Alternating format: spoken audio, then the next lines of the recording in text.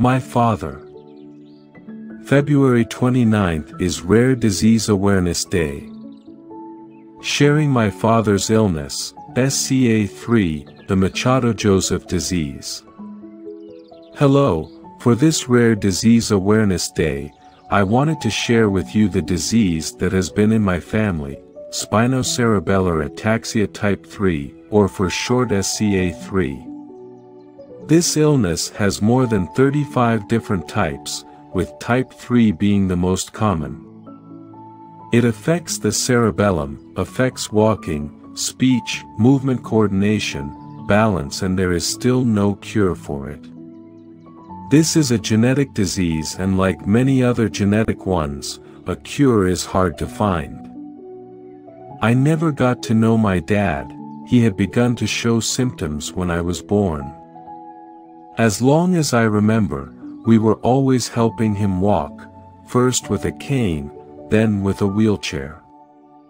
I was his caregiver at the young age of 8. Of course, Mom was there. Mom did everything she could so we, my brother and I, will have a normal life without having to worry too much about our dad. She had taken everything upon herself and stayed with my dad till his last breath. My dad was trapped in his own body. People gazed at him, the children looked at him with funny looks, they all thought he was my grandpa. And as a child, having those strangers looking at your family like that when you were having a family trip to IKEA was making me feel angry, ashamed, and sad. Why couldn't I have a normal dad like everyone else? Well, I found the answer only when Dad had left us. This is so we could care for others. So we can have better behavior regarding those who were not as fortunate as other healthy ones. So we could help each other.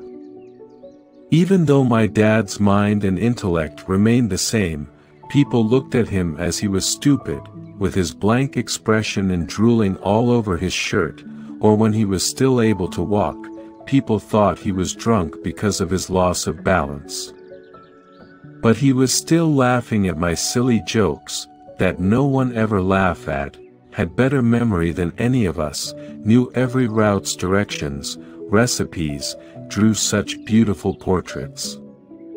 But he couldn't do a thing anymore. I didn't understand that in my younger years. I was still hoping he would get better with time.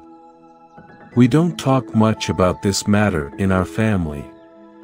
Asian families have that feeling of shame when the family is not perfect, so they just hide it and not talk about it. But my parents were not like that. Even though Mom didn't talk to us about that disease, I was old enough to search for answers by myself.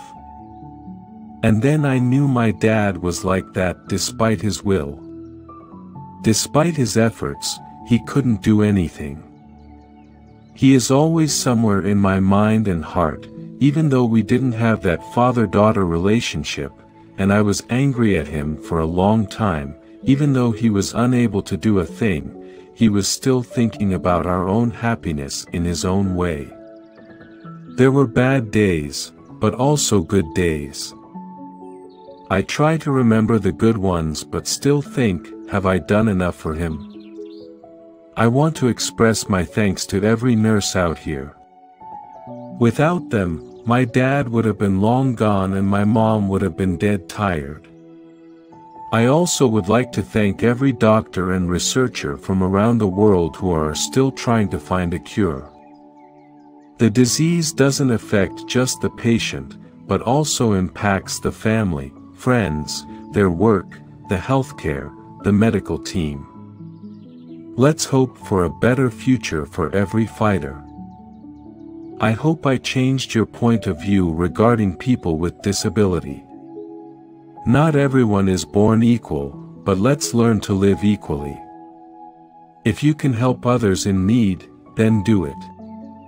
If you need help, ask for it. Also, if you want more information about this disease, a Japanese movie and drama actually exist, based on a real story, A Leader of Tears. Prepare your handkerchiefs. Solange Lâm, Brussels, Belgium.